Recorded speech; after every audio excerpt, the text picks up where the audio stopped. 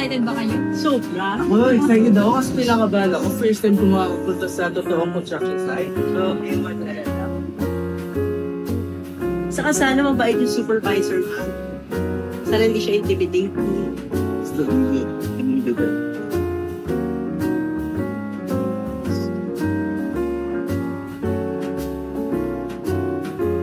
Morning! Do you been watching this number from Bulacan State University?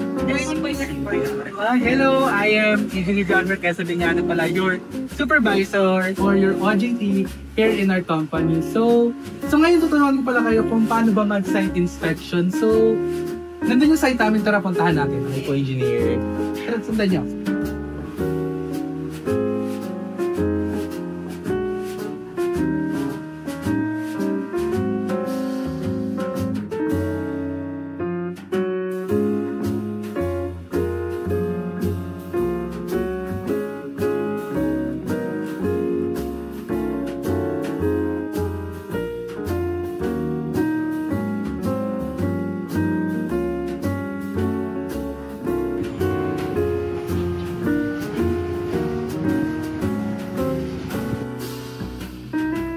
So ngayon, nandito tayo sa ginagawa nating building. So as you can see, ito ay 5-story building and currently nandito tayo sa ground floor. So tingnan niyo yung buong building na ginagawa natin. Ano ba yung mga nakikita niyo?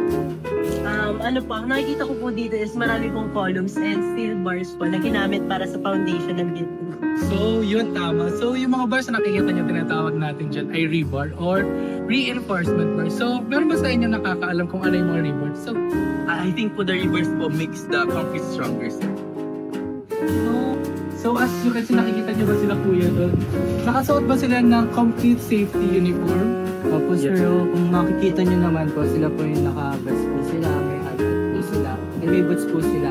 Of course, mas mahalaga po sa atin na meron tayong safety vest or uniforms po para po pag may encounter dangers nan po, maiwasan po natin.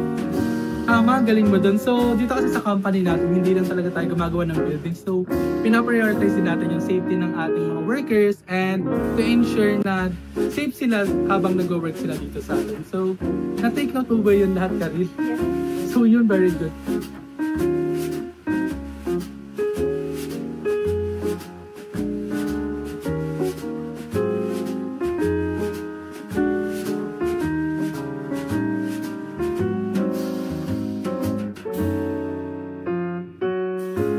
Ay, parang wala na po yung mga OJs. So, ayan, good morning mga OJs. Ngayon naman tuturuan ko yung isang important na kailangan malaman ng as future engineer. So, ngayon, tuturuan ko kayo kung paano ba magbasa ng mga plano, mga blueprints. So, nagdala ka dito ng mga plano na ginawa namin. So, pwede mo kayo lumapit. So, sa mga plano na ito, ano yung mga nakikita niyo? Sir, I think po the thick lines po are for the walls po. And yung thin walls naman po is for the measurements. Yan, very good. So yung mga nakikita niyo mga thickness dyan is ginagamit natin for drawing walls. And yung mga thickness na nakikita niyo here, ginagamit natin siya for measurement. So, ngayon naman, ilang windows at ilang doors yung nakikita niyo. So, pwede mo kayo mag-usap para mas talaga ko siyang makita. Sir, sure, there's a lot of actually doors and windows. We have 2 doors for the entrance and for the exit. And we have 8 windows here, which is in the hexagon shape that includes the shape. So ayun tama, yung mga nakikita yung mga circles dyan, that symbolizes the doors na ginagawa natin plano. Yung mga hexagon naman na to, ayun naman yung nagsisimbola sa mga windows natin. So ngayon, dito, nakikita niyo na to, how would you explain this part of the plan? Dito po, you can see na by ratio. Ito po yung nagre-represent ng scale, yung plano sa actual. You can see na 1:80. It means na 1 centimeter na nakalagay sa plano is 80 centimeters sa actual. Oh, ang gagaling naman yung mga OJT na to. So, dito naman, ilang rooms na nakikita niyo yung total? Here, I think there are 5. Ay, sabi lang po yun. So, 1, 2, 3, 4, 5, 6, 7. Meron tayong 7 parts of rooms rather dito sa plano na to. So, parang ready na talaga kayo maging engineer. So, ang gagaling naman ng mga OJT ito, ready na ready talaga kayo para sa future nyo as engineer. So, ngayon naman, papakita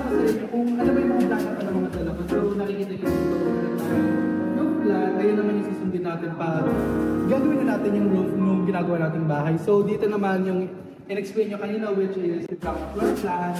So dito makikita nyo yung right side elevation, makikita nyo dito yung kung ano yung magiging itsura niya pag tayo na natin. So dito naman sa ating structural note, in-explain yan kung ano ba yung mga dapat natin sundin, yung mga sizes, at yung kung ano yung mga dapat at bawal natin. I guess kaya nyo naman na see you again tomorrow.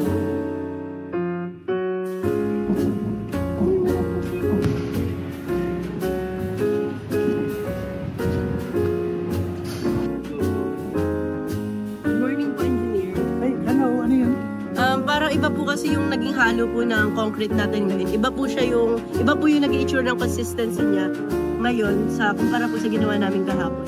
Hala, bakit kaya? We think it's too watery po. Kahapon po, it was thicker po. Ano ba yung tamang ratio ng water and cement na alam niyo? I think, sir, for this project, it should be 0.5. It means po that 1 part water and 2 parts cement po ang kailangan for this project. So, sige, sabihin natin sa kuya susunod. Ang galing niyo para sa observation na yun and I commend you for that. Tara, puntahan natin sila kuya.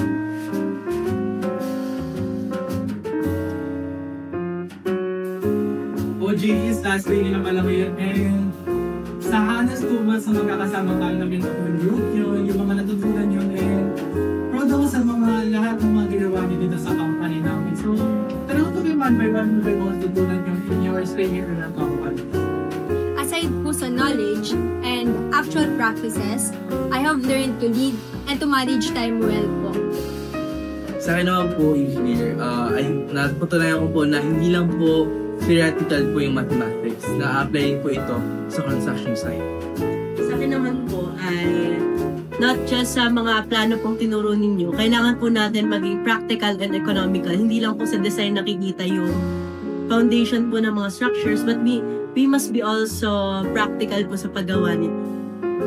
Actually, sir, ako naman po is napakadami ko pong natutunan sa inyo, especially po sa hard work and teamwork po, which is very essential po, lalo na pag nagpatayo po kami ng sarili naming company, nagkaroon po kami ng employees na sana sa tuwing nagtatrabaho po tayo, lagi natin pinaghihirap yung teamwork and the hard work po. So, lahat ng mga lessons na is which is magaganda lahat and magagamit na talaga yan as future engineers. So, lahat ng mga ganyan, I'm so proud of you all and ngayon nabiru yung mga certificate ko kasi nakompleto nila yung OJT nila sa mga sana lahat ng mga natutunan nyo, ma-apply nyo sa mga future works nyo. Sana pumasok naman kayo dito sa amin. So, one will bigyan ko si Engineer Colin, Engineer John Jasper, Engineer Karin, and Engineer Jefferson. So, picture naman tayo. So, congrats sa inyong all-day congrats. Ayun, Engineer. Kuya, mag-picture kami.